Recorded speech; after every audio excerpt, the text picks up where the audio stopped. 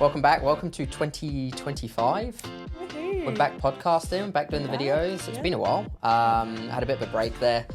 Some team were out. We were out. We had a bit of a break. Christmas holidays. 10 days off. Yeah. It was nice. It felt like a long time. Yeah. It was a long time to be away from everyone. I missed you missed guys. everyone. I missed you guys.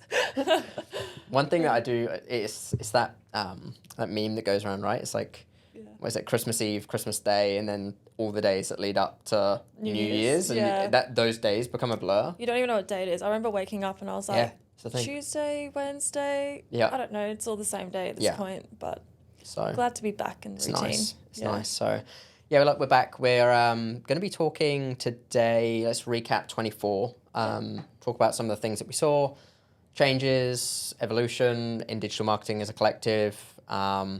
I know that normally when you're with us, we're talking SEO. We'll talk a little bit around SEO stuff, but we'll talk holistically everything that we saw across digital marketing. Yeah. So starting, we'll go into AI overviews. Was probably one of the biggest changes in SERPs for the year. Yeah. There was a lot of. It was a lot of early, like there was a lot of talk about it, especially with America having it released the year prior. And we're all preparing for it. And they did some testing earlier in the year that we saw. Then they pulled it back a bit. And then it was released. And obviously it's made changes to some businesses, but we haven't seen any dramatic effects to our clients or even ourselves or our own website in terms of traffic and lead gen. Yeah.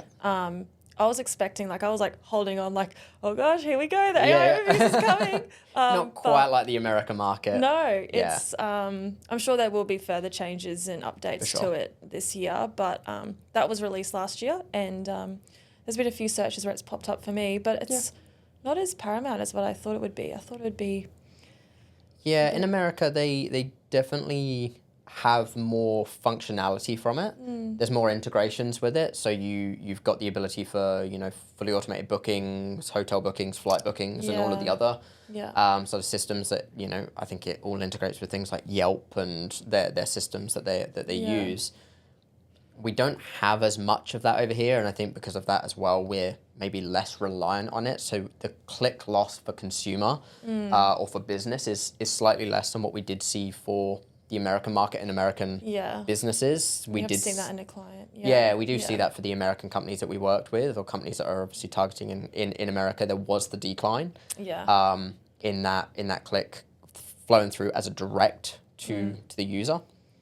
But as you're right, it kind of rolled out. They did taper it back, and I think the Australian market got quite a trimmed back version of AI overview. So it's here. That was one change, but nothing too dramatic. No, nothing to stress about. Cool. Yeah. Next on the list, we what do we have? We spoke search SEO changing to search everywhere optimization. It's a good segue because we're talking about optimizing businesses. This is more of a trend and something that I feel we'll talk about this again in our next podcast about the trends going into 2025. This is one of them. We saw it on the end of last year. Optimizing not just your content on your website, but ensuring that you're optimizing your business for search. Everywhere. Users use social for search now. People using Spotify YouTube, for search, YouTube, you name it, Reddit, other forums, but also AI models. So we see for us directly and for our clients, but talking IP restricted, we'll talk about us. We see traffic from AI models now. That's true, actually. People looking and going, I'm looking for a digital marketing agency, I'm looking for an SEO company, I'm looking for a web design agency, whatever it is. Top agencies. And we get we get listed, we get cited, and then we get the referral from it. So as that becomes more prominent, especially as now, you've got full ChatGPT integration with your iPhone, as people are now searching through that model, you've got to optimize for that. You want to make sure that your brand is strong in search everywhere optimization, not just on your website. So that's a huge thing, and I think that is going to become a very important thought for marketing for businesses in 2025. We saw it at the end of 2024. That is the one for the year, I'm going to say. That goes into brand authority. Which I think will be a metric that's potentially we'll have to start reporting on and start looking at this year. Yeah. Based on that. So definitely. That'll Cool. be interesting. I've got another interesting one is that what we saw last year was quality content. Mm-hmm. Google released a few core algorithm updates last year where we saw a lot of websites that were batching the AI, like we've spoken about this before. It's a summary. But batching AI content that's of low quality and no depth was an algorithm came out and it was demoting websites that was producing that type of content. So what we can see from last year and obviously going into this year, I believe it will be a key factor that will flow through to this year is just high quality content. Mm-hmm. And that can, like the AI platforms are getting better and stronger so that you can, if you prompt it in the right way, it can produce quality content, but it still needs that human touch and the tailoring for that specific business. Yeah. But yeah, quality content is something that we saw Big was promoting websites, but then websites with shit content, with poor quality content was demoted. Sorry, I just slipped out. I'm still in holiday mode. We can now swear on our podcast. We'll leave that in there. Why not? I'm embarrassed. That'll be a short on Instagram and Facebook later, I'm sure. We'll have Cara editing that later, and we'll keep it in there for you. So. Whoopsie. Yeah, great. I'm going to go straight into AI and AI automation. I think that a big thing that we're going to start seeing, again, we saw at the end of the year, but we will see at the beginning and going into 2025, is the usage of AI in how businesses will start leveraging it to automate processes and systems, automate repetitive tasks, automate large data aggregation and summarization. That's going to be a big one. If you're in a large organization, if you've got a large pool of data, you get access to be able to have your own proprietary data based on your own learnings that is unique to the business. Yeah. Which previously you'd use, data scientists, data analysis to be able to aggregate huge pools of data. We're talking 1,000 ad accounts, 2,000 ad accounts, 10,000 SEO accounts for repetitive motion and repetitive tasks that are done to be able to deem and understand learnings to get better results for the long term. Which obviously took time. And previously that would be weeks of work, whereas now you can push that into AI models if you can structure the data and push the data in the right way into a certain model. You can get a lot more learnings a lot quicker, and I feel like that's going to make digital marketing agencies and services more efficient, but also produce better outcomes. Yeah. That's a really interesting one. Yeah. We've got some stuff that we'll talk on that in a couple of podcasts' time. Yeah. And it even saves costs, like not just for our digital marketing industry, but for other businesses. It saves costs for paying for other resources, like other staff members to facilitate that job. If you can spend a day or a couple of days creating that model and it's functioning well, that saves so much time, and then you don't need to hire a full-time staff to do that for you. So it's quite a win-win scenario. Yeah, well, we're seeing the uptick in AI agencies, which is where there is agencies now that are owning that space of going, no, we're an AI agency. We do everything within AI models. I know that from a cost, it's a lot cheaper, but I know from a quality, you're sacrificing. So it's kind of that balance at the moment of you want to leverage it where it makes sense, but you don't want to diminish or at the risk of value lost to client result, experience, etc. Just a bit of a segue, but I read this article recently, and I was speaking to someone about this, is a growth that's come out of the whole AI being a thing is there are so many jobs for being a prompter. Yes. Like testing prompts, seeing the results, refining them, getting better results based on different prompts is a job. It's a job. Which is crazy. Yeah. Which will obviously continue to grow into 2020, well, this year. Yeah. But it's just wild. Like, you know, back in school, you would never have thought a job would be prompting A robot what to do and seeing what it does. It's just and then wild. learning and going again. Unreal. But in America, it's prompting jobs are huge. Yeah. And huge money as well. Yeah. It's crazy. There you go. In case you want to be a prompter. Yeah. Want a job. Video dominance, another. One thing we did see that transition was the overly curated content started kind of falling back, unless you're Mr. Beast and you're spending $50 million to do a video on Amazon Prime. He seems to have it nailed. Yeah. Actually, even still, a lot of the content in that, if you have seen the new Beast games, is they do a lot of very authentic content, and they lent on that. They actually stitched, what was it, like 1,000 GoPros? I don't know if you saw any of that content. They put like 1,000 GoPros attached to the stands so that they'd catch the raw emotion unedited from the individual players playing the game. Yeah, wow. Incredible. Jeez, if you haven't watched that, go watch that. It's awesome. But it is authenticity. It is video first. Podcasters migrating into video podcasting and doing what we're doing here.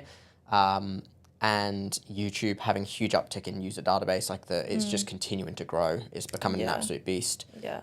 And then even flowing through to social media as well. Social media over the 2024 period saw that huge growth in video content being a primary. Yeah. So I think another thing is, I'm not sure the stats on this, but I have seen personally from just being online is authenticity was huge last year. Like I feel like, you know, even us like doing the podcast talking about the agency, how we do SEO, that's being authentic. And I feel like that's something that obviously everyone wants to listen to and resonate with. And then even influencers as well, like they're not just showing the highs of their life, like they're being authentic and showing they can, you know, have bad days and whatever. And I think like that was such a big growth last year.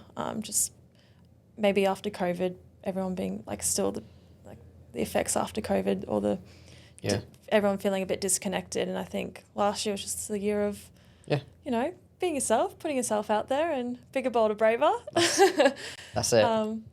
Yeah, I think that's just a personal thing I saw across video content as well. Even in podcasters that I've listened to for years, a lot of them were just, you know, talking about their personal lives a bit more and their personal lives in their business and how they're handling that, especially because the whole economic was a bit interesting last year. Yeah. We've got into the next social media. We've seen a bit of change in social media. The user database and the demographics and how people are using it's changing quite a lot. I know that Facebook's had a really interesting year. They had a bit of a decline in the younger demographic in usage. Then we had a lot of censorship. Yeah. Now we've seen the backflip. Really, we're talking early 25 now because that's only just come out. Yeah. The backflip in the censorship and how they're removing the censorship team for Facebook as well, and they're actually going to start going to the community note concept, which is exactly what X were pushing for the year, and X had huge growth. I think the trend in that is looking for platforms that are less censored. Meta being collectively quite a censored platform is now trying to move away from that. X kind of led the way in that. X has got quite a very large database now and large user base of people using the platform. It's going to be an interesting 25 in that space. Yeah. Actually, it reminds me, what about Threads on Instagram? Yeah, that came and went quite quick. Yeah. Yeah. I remember I signed up, went on it and was like, meh. Yeah. It's sort of like X.